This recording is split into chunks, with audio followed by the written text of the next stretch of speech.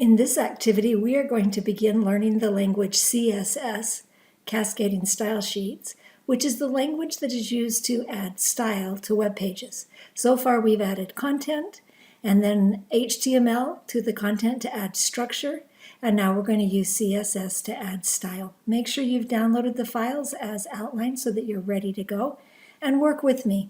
As I add things, you add things, and build your web page as you go.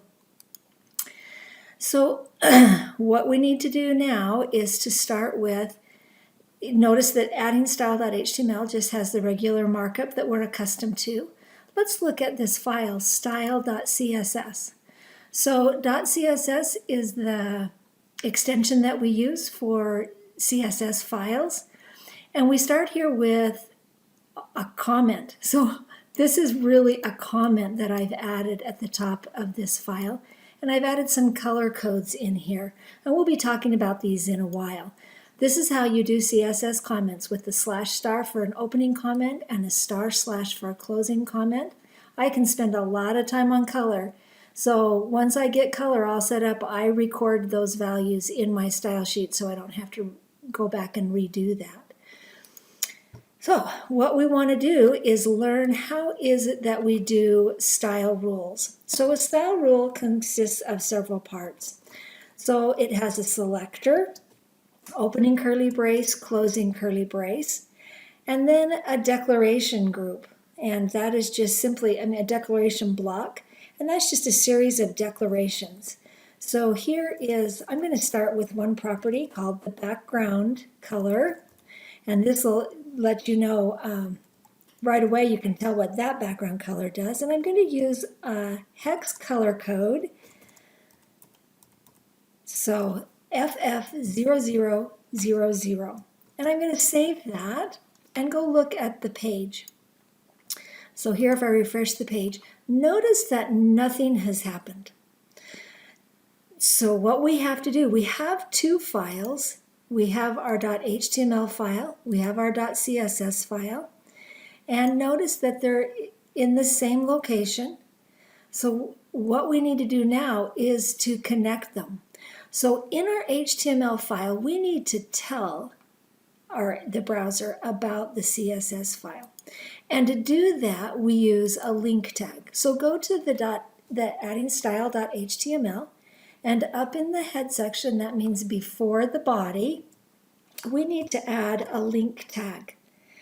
And this link tag, what autofills for me a lot of it, its relationship is style sheet, its type is text/CSS, and then we want to put in here the href. And this is just like all the other local addresses that we've done, a relative address. We just say from where you are, look for this file. So we're in the HTML file, and we just look where we are, and we want to find this file, style.css. And so my href is style.css. Notice that that file name can be whatever we want it to be. And now I save it. And this is really linking. We'll link this style sheet with this. Remember that we've used a linking tag before when we did icons. So very similar as far as the attributes that we have used. Now when we refresh it, notice we get style. So we know, what do we know? We know how to link an HTML file to a CSS file. And we know that background color sets the background. And we know that the color code FF0000 stands for red. This is a hex color code, and the first two digits in the hex color code identifies how much red. Since it's hex, the digits go from 0 to F. So it's 0, 1, 2, 3, 4, 5, 6, 7, 8, 9. And then we have more, so we go A, B, C, D, E, F, and that gives us 16 different digits. So the first one is red. So let's turn the red down to 0, the smallest number, and the middle one up to the highest number, which is 2 Fs, and see what that gives us. And there we get green. So the middle two numbers identify how much green. Let's go ahead and find out what the last 2 digits identify. And you can try this on your own. You can really see what's happening as you add these, and there's blue. So the color codes that we use in web development are red, green, and blue. Actually, there's another couple varieties, but the kind that we'll be using are made up of red, green, blue values. First 2 digits for red, second 2 digits for green, and third 2 digits for blue. Now notice that none of these colors are good for a background, right? Much too bold, much too bright. Don't make a good background. So let's go ahead and pick one of our colors up here. And I'm just going to go ahead and take this basic blue color code and put it there. Notice you need to have the pound sign and then that 6-digit color code. And I can refresh.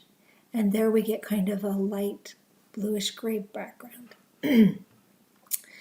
So now that's a little bit more subtle, and now you can see what that background looks like. All right, so we know a little bit about colors. We'll learn a whole bunch more about those as we go. And we know about a property. So let's go one more time over the vocabulary. This is a style rule. This is a selector, and it identifies what elements in the HTML file to select. Then this is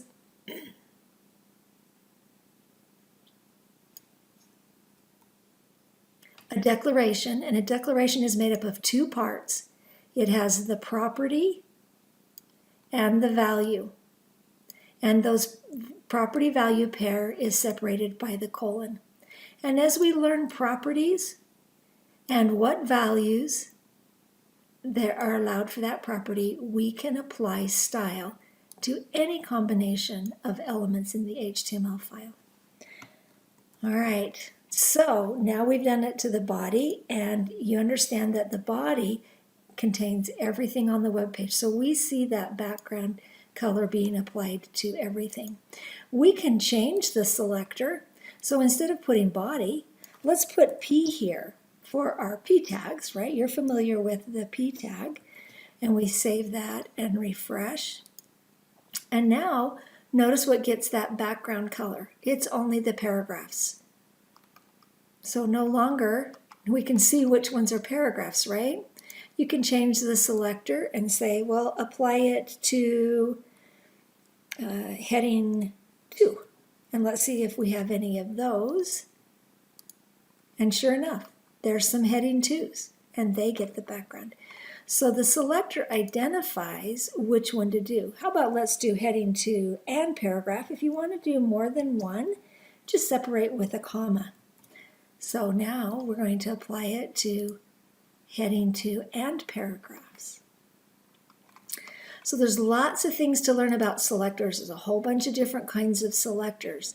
And you're going to want to get really good with being able to pick out which elements you want to apply the style to. Okay, let's go back, and we're going to put this back on the whole body. So we have that background color on the entire body. And then let's go ahead and see some other things that we might want to add. So we can change the color of text. So let's go ahead and give a background color to paragraphs.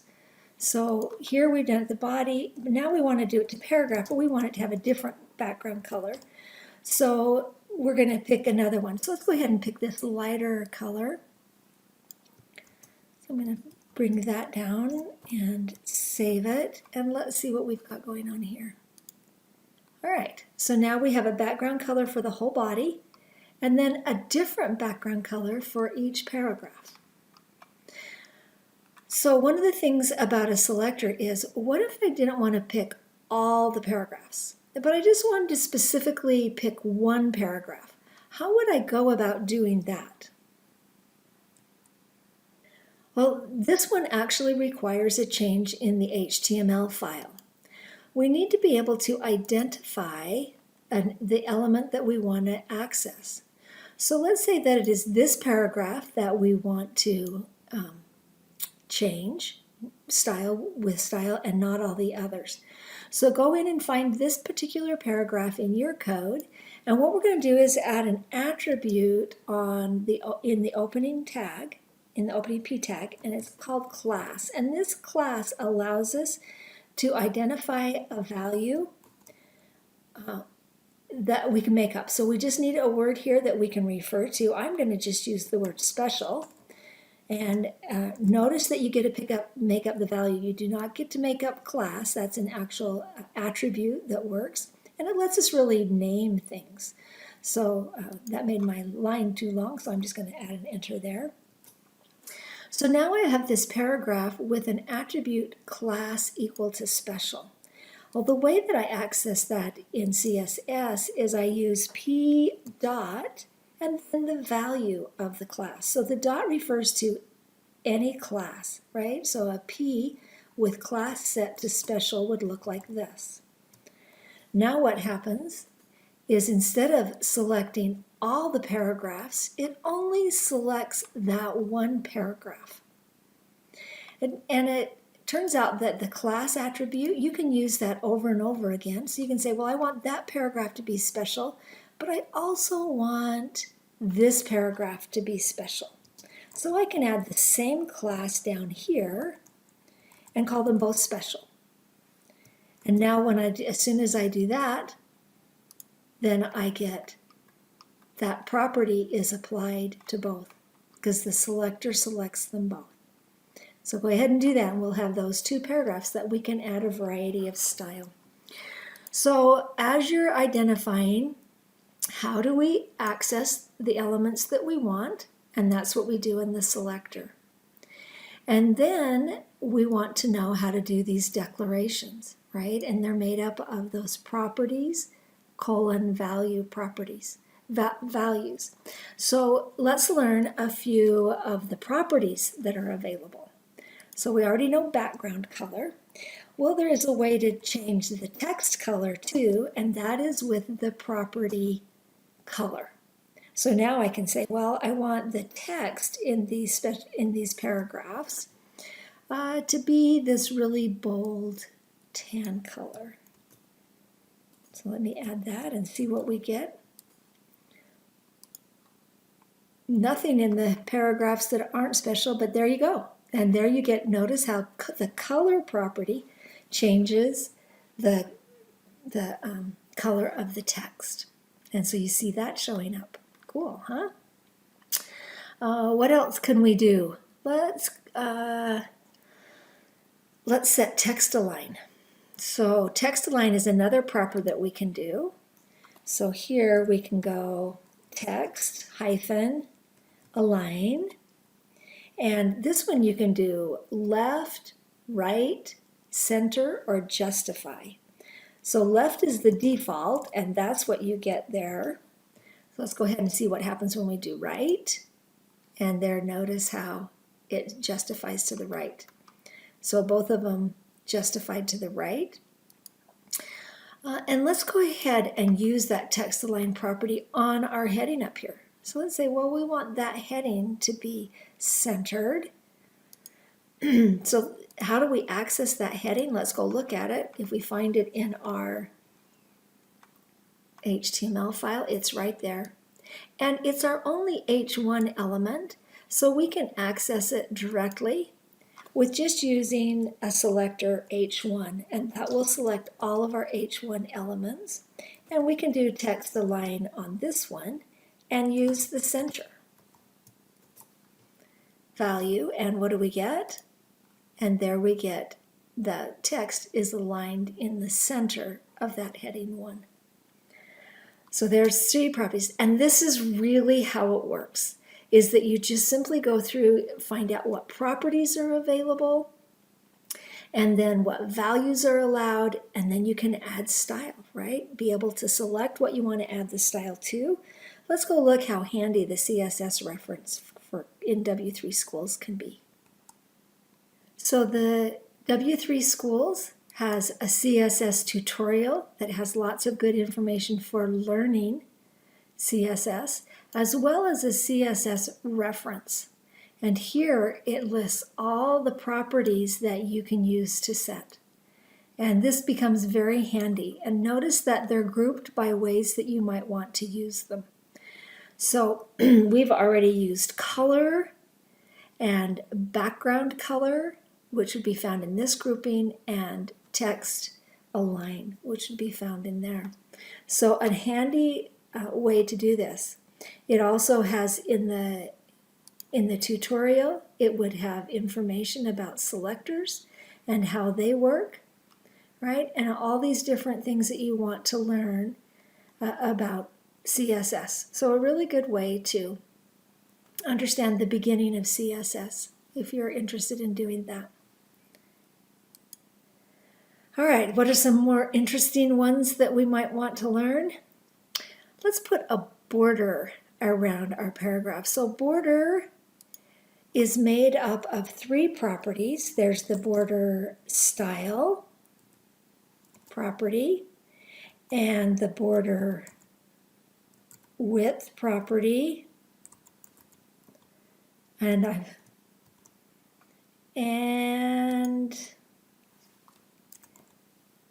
the border color.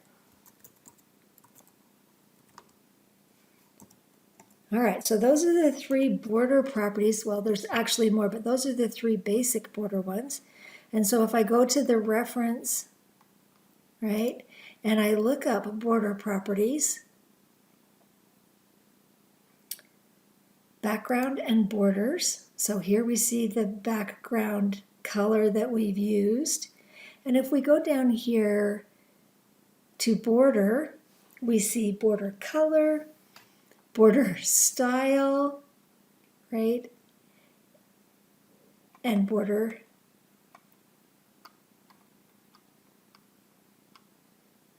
width. All right, so those are the 3 basic ones that we want to set. And if, as you check these, one of the things that you can do is you can say, okay, what are the values? So the border width property here, what are the allowed values? Here it tells you what the default value is medium, and it tells you what they can be. So these are keywords: medium, thin, thick, length, initial, and inherit. Now notice that length is italicized. That means that you get to add the length value. These other ones that are, when they're not italicized, that means they're keywords and you just have to use that keyword.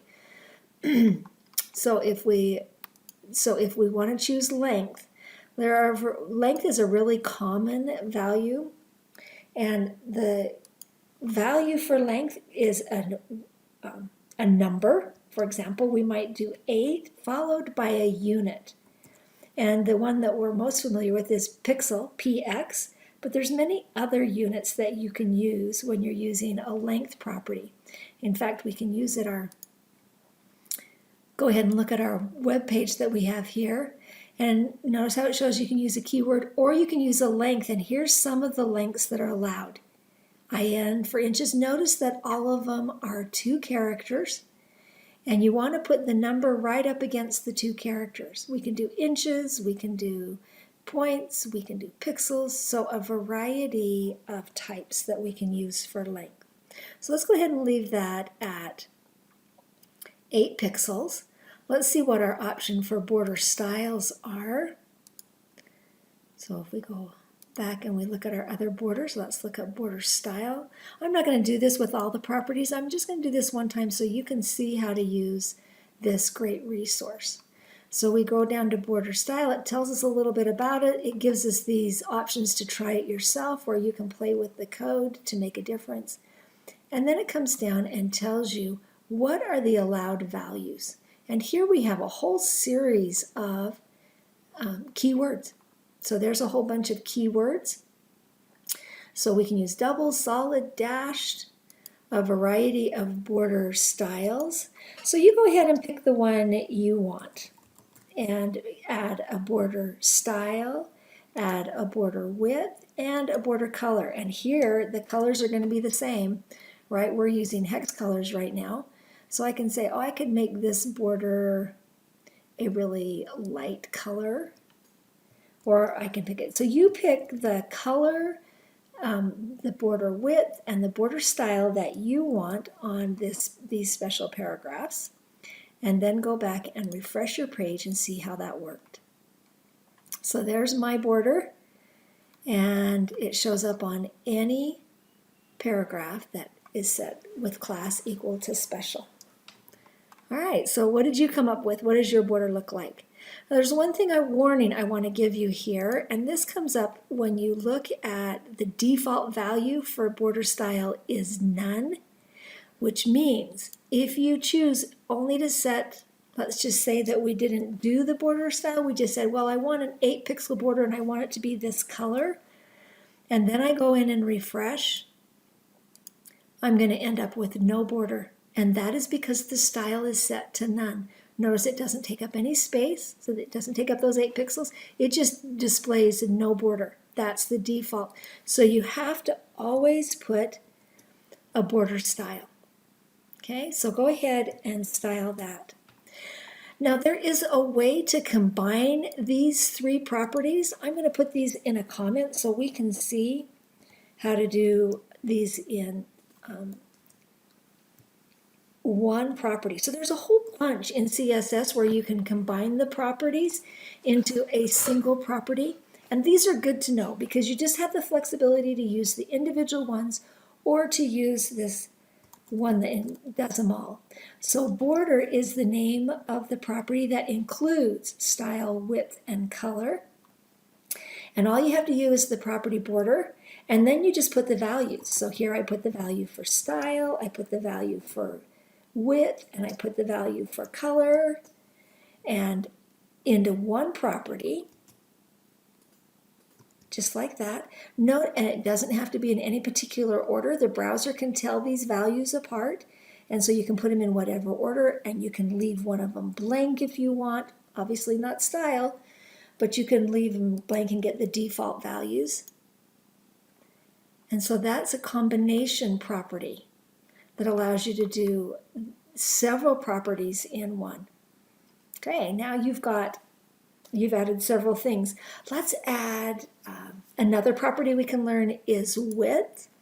And widths apply to block properties. Okay, so if it's an inline property, width doesn't do anything. And width expects a length. So again, we can do it in pixels, we can do it in inches. Let's do it in inches. Let's do a 4-inch number followed directly by 2 characters. Let's do a 4-inch width and see what we get. All right, there's our paragraph, 4 inches wide. There you go. So now, just a note, when you're working with width, it does only the content, the width of the content. Let's look at what that means. So when we're working with a border, when we're working with any element, right? We're selecting paragraphs here. Every element has this box property model. So here is Css Box Model. Every element is made up of content, then padding, then border, then margin. And these are properties that are all in around every element. And they're different sizes depending on the specific element. They have different default values. But you can control all of those values with CSS. So when we set that width to 4 inches, we were identifying how wide this content section was. And we haven't set any padding yet. So currently on that paragraph, it's set to 0. We did set an 8-pixel border, and we haven't set a margin. So we have a 4-inch plus 8 pixels plus 8 pixels, right? So it's 4 inches and 16 pixels wide is how wide the whole paragraph is.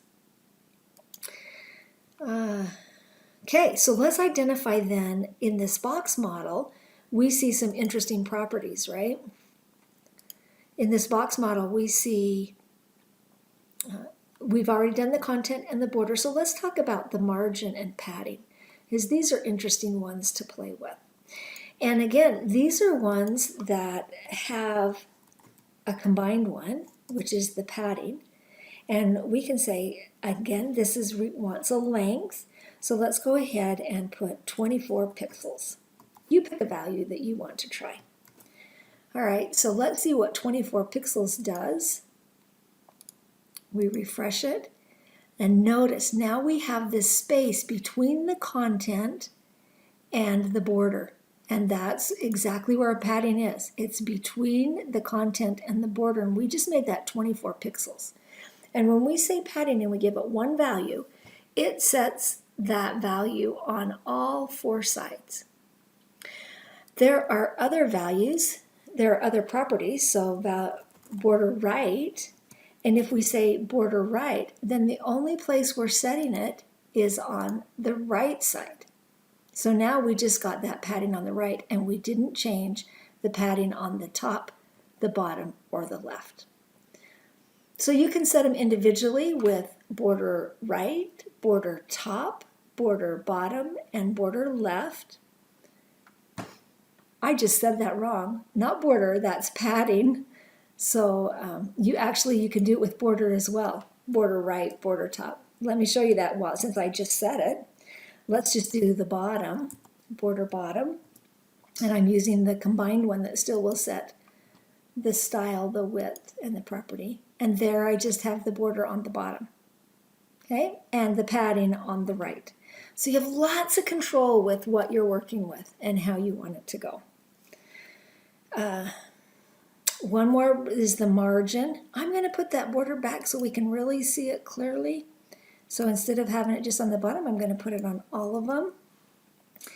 And I'm going to put that padding.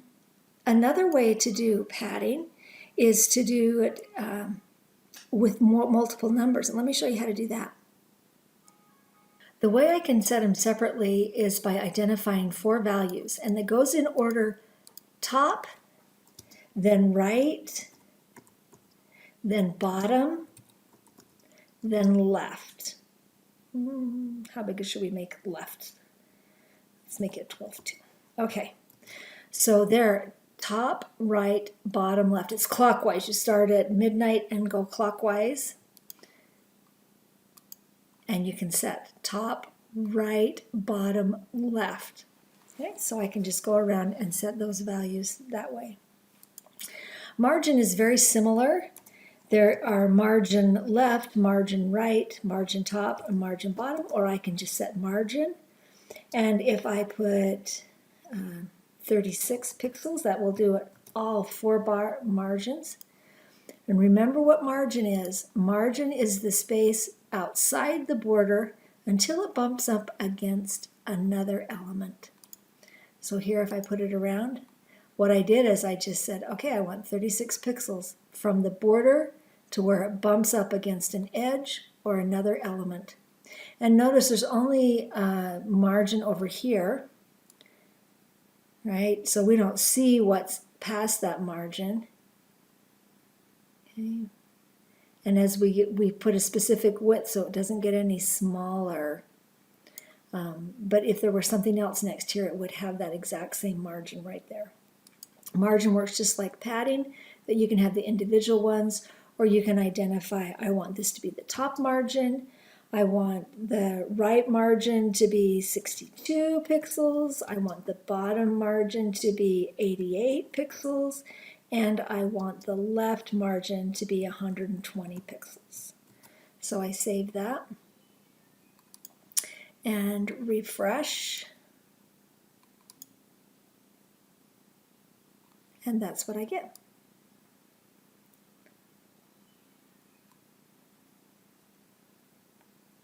Okay, so notice how this margin and this one are all individual and separate widths because I identified those different widths for each of the properties. All right, so far we've made a change to heading 1 by centering it. We've made a change to the body by putting a background color. Make sure you do both of those things. And then we've been playing with this paragraph that we've identified, these two paragraphs. So I want you in yours to be able to set a visible border, a background, visible padding and margin on these paragraphs, as well as right align it. So do all of those things on yours. And then let's go ahead and let's change some style on our A-links. Now notice that A-links come with style. So we haven't added any, and we have underline, we have color. So we've got lots of style on these A-links, and that is because by default, A tags have style. So we're going to go in and change that by saying, okay, well, we want on our A tag, let's go ahead and see what we want. So let's get rid of the underline, and that value is text decoration. So let's change text decoration to none and see what happens. It's already, by default, it's set to underline on A tags. And so there, notice that we got rid of both of those. Okay, now notice how this one is blue and these ones are purple. That's the difference between a visited link and not. So this one has not been visited yet. So this is just a standard link, and this one's visited. Let's go ahead and change the color. So that's a blue color, which is the default value. But let's set it to our color, a blue color that comes from our palette. So let's go up here and let's choose a bold blue and make that down there. So it's still blue, but it's our blue. And refresh. And there we got a blue that matches our colors more, so we see it. Okay. And now let me show you how to do visited. Okay, so it changed the color, and now if I click on this one and I come back, it set it on all of them, and it didn't, and made them no different. So they're exactly the same whether it's visited or not. So another way that we can use a selector, and this is commonly done with A tag. So this is our basic A tag. I'm going to make another style rule for A tags that are visited. And the way I do that is A:visited. Okay? And now this will be for one, and this will be for another. So let's say, well, once we visited, let's go ahead and make it, what's another color we can use? Let's just make it red so it's really visible. Do you remember what red is? 0, 0, 0, 0, red, green, blue, remember? So we're going to do this so it's really visible. And those, and now notice, they've already been visited, and as soon as we put that style, they show up as red. Okay, that's not a great color. Should we not do that? That's why we stick with our color, coordinated color code. So let's go ahead and make it, once they're visited, let's go ahead and make it our bold 10. And pick a number that's, all right. So go ahead and change your links so they're not underlined. Oh, that is exactly the same color. We don't want links that don't show up, even after they've been visited, because that makes them really, really hard to see. So we want to make sure we have some color that really shows up. And we might have to go get another color, add another color to our palette. We only have 2 colors here. This is a complementary color to each other, so they're across the color wheel, and then a variety of shades with them. So there, that shows up. So we want our links to show up. That makes them meaningful. So we got rid of the underline. We gave them a different color when they're brand new and a different color when they're visited. So go ahead and make changes to your hyperlink as well. And that wraps us up for this activity. So make those changes on yours. You don't have to do them exactly like mine, but make sure that you have some border and really visible padding and margins that you can see